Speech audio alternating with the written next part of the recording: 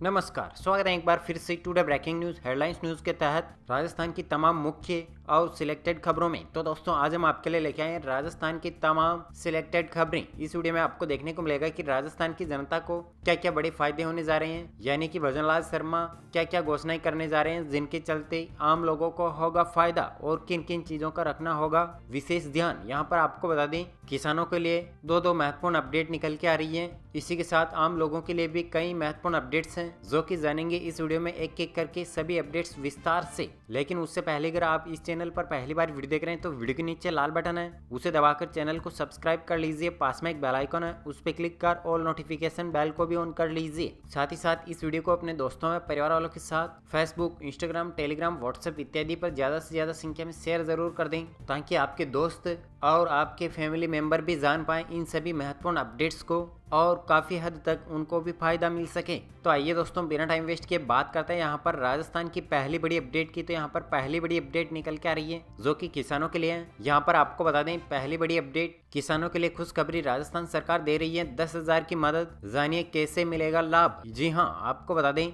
किसानों के लिए एक बड़ी राहत की खबर है। राज्य सरकार अब रासायनिक मुक्त खेती को प्रोत्साहित करने के लिए किसानों को आर्थिक सहायता देने जा रही है। गोवर्धन जैविक उर्वरक योजना के तहत सरकार अब वर्मी कंपोस्ट यूनिट लगाने पर किसानों को 10,000 प्रति यूनिट का अनुदान देगी। रासायनिक खादों के अत्यधिक प्रयोग से न केवल मिट्टी की सेहत पर बुरा असर पड़ता है बल्कि इंसानों के स्वास्थ्य पर भी इसका दुष्प्रभाव देखा जा रहा है। इसी को ध्यान में रखते हुए सरकार अब जैविक खेती को बढ़ावा देने की दिशा में ठोस कदम उठा रही है ताकि मिट्टी की उर्वरकता बनी रहे और उपभोक्ताओं को स्वस्थ अनाज मिल सके। इसके लिए यहाँ पर आपको बता दें, सीकर जिला कृषि विभाग के अतिरिक्त निदेशक शिवजी राम कटारिया ने बताया कि जिले में किसानों के लिए 1,500 वर्मी कंपोस्ट यूनिट लगाने का लक्ष्य तय किया गया है। उन्होंने बताया है कि किसान पशु अपशिष्ट, गोबर और घरेलू जैविक कचरे से प्राकृतिक खाद तैयार कर सकते हैं। इससे मिट्टी में सूक्ष्म पोषक तत्वों की मात्रा बढ़ेगी और उत्पादन की गुणवत्ता में भी सुधार होगा। इसके लिए यहाँ पर आपको बता दें, सरकार 10,000 रुपए देने जा रही है। चलिए चर्चा करते हैं यहाँ पर अगली बड़ी अपडेट की। तो यहाँ पर अगली बड़ी अपडेट निकल के आ रही है, राजस्थान के 12 जिलों के किसानों को बड़ी राहत। अतिवृष्टि से फसल खराब के लिए सरकार देगी मुआवजा। जी हाँ, आपको बता दें, मुख्यमंत्री भजनलाल शर्मा ने इस वर्ष हुई अतिवृष्टि से खरीफ फसलों के नुकसान को देखते हुए बड़ा कृषि राहत पैकेज मंजूर किया। सरकार ने प्रभावित किसानों को आर्थिक सहायता देने के लिए राज्य आपदा प्रक्रिया कोष यानी कि SDRF से अनुदान वितरित करने की अनुमति दी है। प्रारंभिक स्वीकृति के तहत सरकार ने 6 जिलों जिसमें अजमेर, अलवर, झुंझुनू, कोटा, पाली और बांसवाड़ा के 40 तहसीलों के 2,961 गांवों को अभावग्रस्त मानते हुए फसल नुकसान भरपाई का प्रस्ताव अनुमोदित किया है। इस फैसले से इन जिलों के लाखों किसान लाभान्वित होंगे। सरकारी स्रोतों के अनुसार अतिवृष्टि के कारण इन क्षेत्रों में खरीफ फसलों को व्यापक नुकसान हुआ था। मुख्यमंत्री की मंजूरी के बाद प्रभावित किसानों को निर्धारित मानदंड के अनुसार आर्थिक अनुदान दिया जाएगा ताकि वे खेती संबंधित क्षति की भरपाई कर सकें।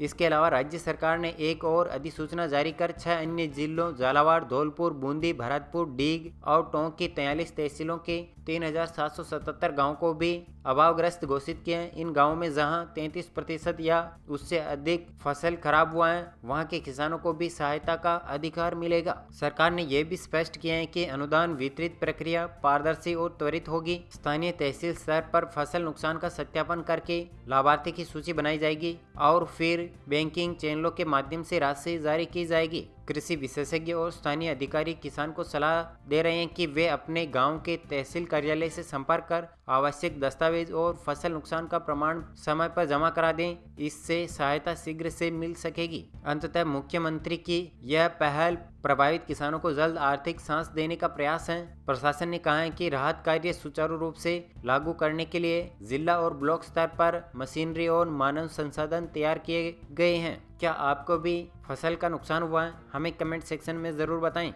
और हाँ, आप राजस्थान के कौन से ज़िले से हैं हमें कमेंट सेक्शन में ज़रूर बताएं। चलिए बात करते हैं यहाँ पर अगली बड़ी अपडेट की। तो यहाँ पर अगली बड़ी अपडेट निकल के आ रही है, बांसवाड़ा के गन्ना और मक्का किसानों की बदलेगी किस्मत, खूब होगी कमाई, नगदाला में लगेगा एथेनॉल उत्पादन प्लांट। जी हाँ, आपको बता दें, बांसवाड़ा के गन्ना मक्का किसानों की अब किस्मत खुलेगी। जिले के इन किसानों की जमकर कमाई होगी। हरित ऊर्जा परियोजना को बढ़ावा देने की केंद्र सरकार की कोशिशों के तौर पर बांसवाड़ा जिले के नगदाला में एथेनॉल उत्पादन प्लांट स्थापित होगा। इस प्लांट की 200 किलोलीटर प्रतिदिन यानी करीब 2 लाख लीटर एथेनॉल उत्पादन की क्षमता रहेगी। इससे जिले के गन्ना, मक्का व अन्य फसलें उत्पादित करने वाले किसानों को स्थानीय स्तर पर बाजार उपलब्ध हो सकेगा। यह प्लांट हरित ऊर्जा उत्पादन की दिशा में नई शुरुआत माना जा रहा है। ग्रामीण औद्योगिकीकरण, किसान उद्योग समन्वय और ऊर्जा आत्मनिर्भरता के लिहाज से बड़ा कदम है। हालांकि गन्ना उत्पादन की कमी के कारण यह संयंत्र पूरी तरह स्थानीय संसाधनों पर निर्भर नहीं रह पाएगा।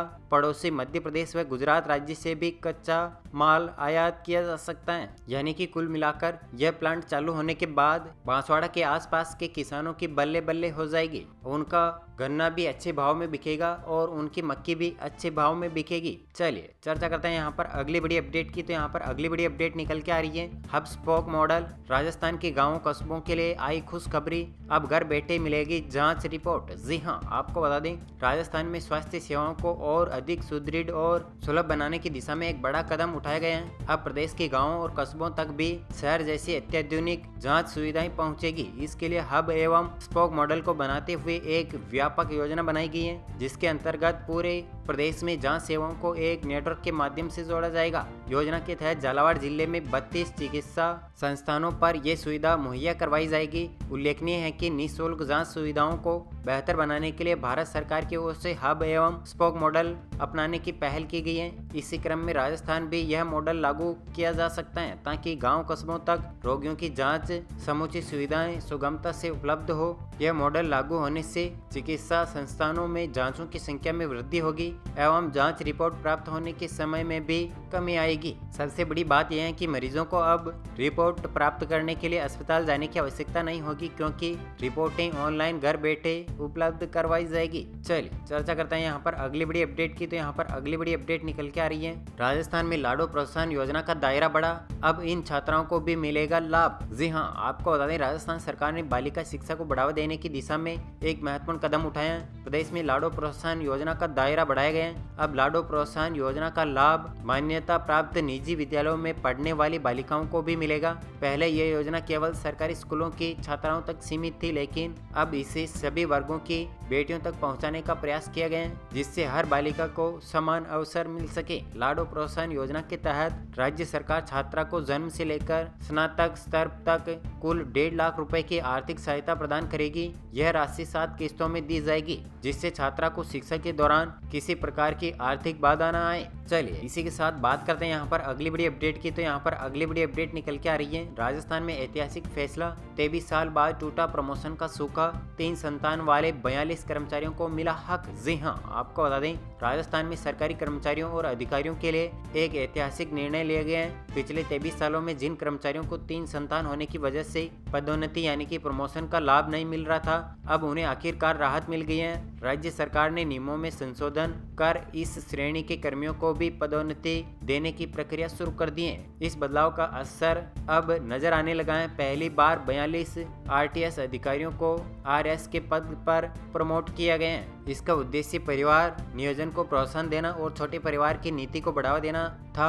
इस नियम के कारण हजारों अधिकारी और कर्मचारी जिनके 3 बच्चे थे वर्षों तक प्रमोशन से वंचित रहे। यहाँ तक कि कई योग्य अफसर पदोन्नति की पात्रता पूरी करने के बावजूद नियमों के कारण आगे नहीं बढ़ पाए, लेकिन नियम में बदलाव होने के कारण अब आगे बढ़ पाएंगे। चलिए बात करते हैं यहाँ पर अगली बड़ी अपडेट की। तो यहाँ पर अगली बड़ी अपडेट निकल के आ रही है किरोड़ी लाल 2026 में छोड़ेंगे कैबिनेट मंत्री का पद, नए बयान ने बढ़ाया राजस्थान का सियासी पारा। जी हाँ, आपको बता दें राजस्थान में बीते कुछ समय से बीच बीच में मंत्रिमंडल फेरबदल की चर्चा होती रहती है। कभी सीएम भजनलाल के दिल्ली दौरे ने तो कभी प्रदेश में बीजेपी नेताओं के बयानबाजी ने मंत्रिमंडल में बदलाव को हवा दी। अब अंता विधानसभा सीट पर उपचुनाव के बाद संभावित मंत्रिमंडल फेरबदल को लेकर राजनीतिक हलचल के बीच कृषि मंत्री किरोड़ी लाल मीणा ने एक बयान में हल्की ठंडक में राजस्थान के सियासी पारे को बढ़ाने का काम किया है। किरोड़ी ने साफ कहा है कि उन्हें मंत्री पद पर बने रहने की कोई लालसा नहीं है और मुख्यमंत्री व पार्टी